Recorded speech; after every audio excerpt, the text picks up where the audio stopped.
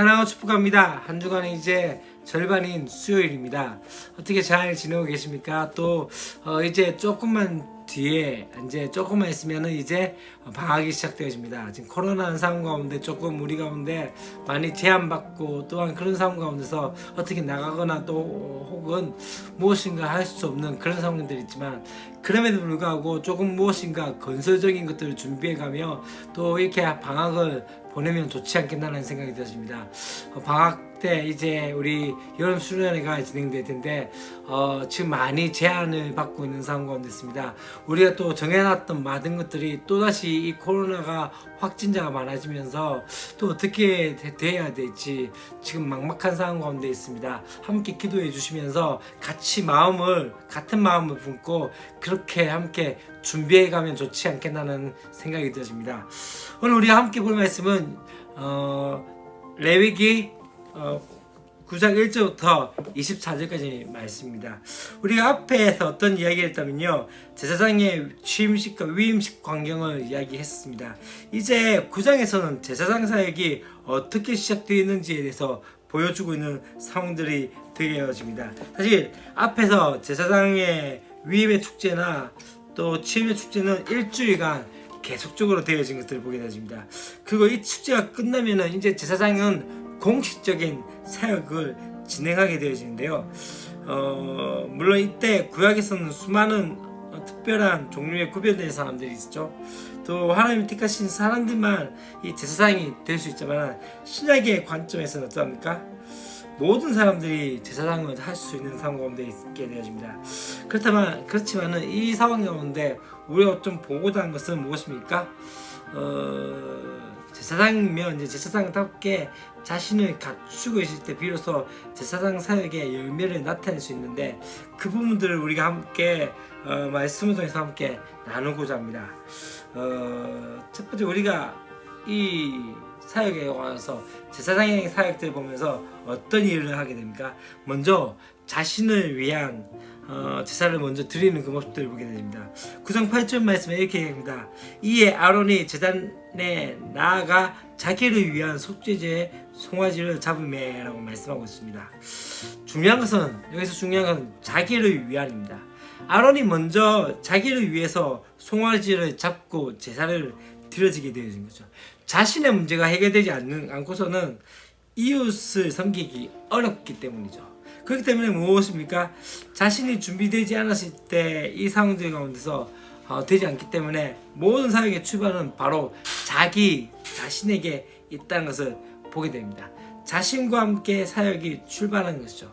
그렇기 때문에 먼저 사역자가 스스로 준비되어 있지 못하거나 스스로가 깨끗함이 준비되지 않았다면 쓰임받기가 어렵다는 사실을 우리는 보셔야 합니다. 그렇기 때문에 먼저 제사장은 먼저 자신을 위한 그러한 제사를 드려야 한다는 모습들을 보게 되어집니다.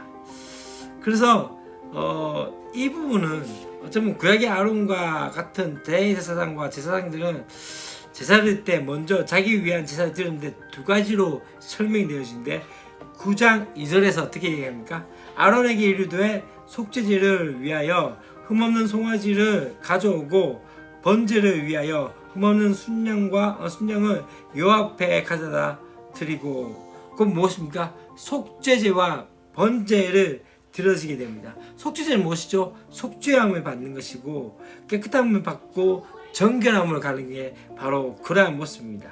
번제는 무엇입니까? 태워서 바치는 것입니다. 하나님께서 이 제사를 받았다고 하는 것은 용납의 확증을 받고 자신을 온전히 드리는 그 모습들을 보게 되어집니다.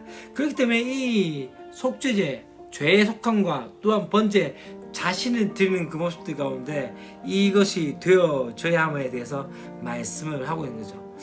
곧 우리의 모습들 가운데 정결함과 또한 헌신이 하나님 앞에 그렇게 드려져야 한다는 것에 대해서 말씀하고 있습니다. 또 두 번째 무엇을 이야기할까요? 바로 백성을 위한 제사를 다음으로 드려야 하는 것을 보게 되십니다. 9장 15절 말씀 가운데 그렇게 얘기합니다. 그가 또 백성의 예물을 드리되 곧 백성을 위한 속죄제의 염소를 가져다가 잡아 전과 같이 죄를 위하여 드리고라고 말씀을 하게 되어집니다. 곧 무엇을 의미합니까? 바로 제사를 드릴 때 백성들을 위해서 바로 4가지의 제사. 그래서 9장 16절에서는 번제물을 드릴 때 규례를 드리고, 또한 17절에서는 어떤가 소제를 드리되 라고 이야기하고 있고, 그다음에 18절에서는 화목제물에 대해서 얘기합니다. 곧 번제와 소제와 화목제, 그 다음에 속죄제, 이렇게는 이 4가지는 어떻게 됩니까? 이것은 바로 제사장과 대제사장이 할 수 있는 사역들이었죠. 그렇지만 속건제는 어떠합니까? 속건제는 제사장들이 하지 않았던 부분이 있습니다. 이건 개인적으로 할 수 있는 제사였기 때문이죠. 그렇기 때문에 제사장은 속죄제, 번제, 소제, 화목제, 이 4가지 가운데 백성들과 다양하게 그렇게 백성들을 위해서 드려졌던 것을 보게 되어집니다. 제사장은 먼저 이 자신을 정결케 한 것들, 그거 헌신한 다음에 무엇을 합니까? 백성을 하나님 앞에 드리는 사명이 있었던 것이죠. 그래서 어쩌면 이 제사를 통해서 무엇을 합니까? 이 제사를 통해서 어쩌면 지금으로 치면 중보 기도의 사역들을 말할 수 있는 것이죠. 바로 제사장이 백성들 위해서 기도해주는 그 사역들을 감당하게 되어지는 것이죠. 이제 그리고 난 다음에 이제 어떤 이야기합니까? 중요한 또 한 가지, 마지막으로 우리가 잊지 말아야 할 원칙 중에 하나는 바로 이것입니다. 여호와의 명령대로라고 말씀하죠. 사역자들은 사역에서뿐만 아니라 진행할 때 또한 마칠 때까지 그들 자신이 하나님의 사역자이기에 하나님의 명령대로 해야 한다는 그 사실을 잊어서는 안 되는 상황들 가운데 있었던 것이죠. 그래서 어쩌면 아론은 하나님의 명령을 순종했을 뿐만 아니라 모세가 명령한 것처럼 구체적인 제사의 방법에서도 순종하는 모습들을 보게 되집니다. 그래서 모든 것 가운데 규례대로 하고 또한 말씀대로 행해 왔던 것을 보게 되어지는 것이죠. 마지막 3번째는 이 대제사장과 제사장들이 해야 했던 가장 중요한 사역은 바로 백성을 축복하는 일이라는 것을 보게 되어집니다.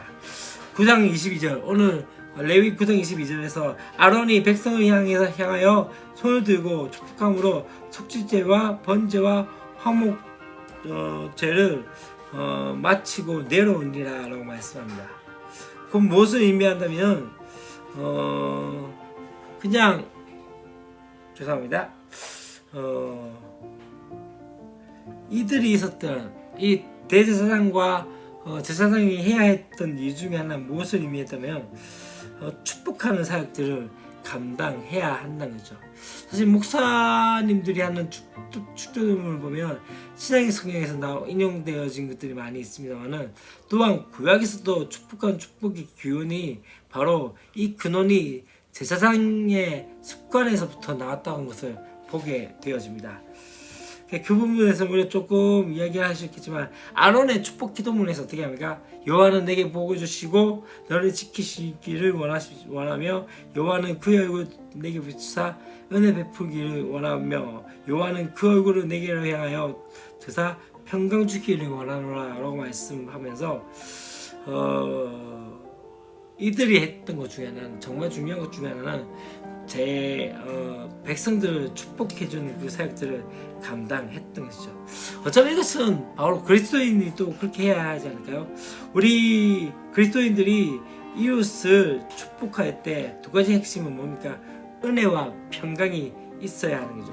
우리가 가는 곳마다 또한 우리가 만나는 사람에게 계속적으로 전하는 건 은혜와 평강이라는 것을 기억하셔야 합니다.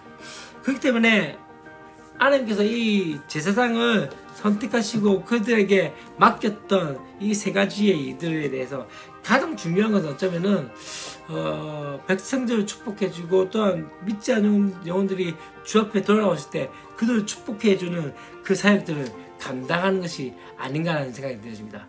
우리가 그 사역들을 또한 지금 해야 하는 거죠. 왜요? 우리는 왕같은 제사장들이기 때문이다.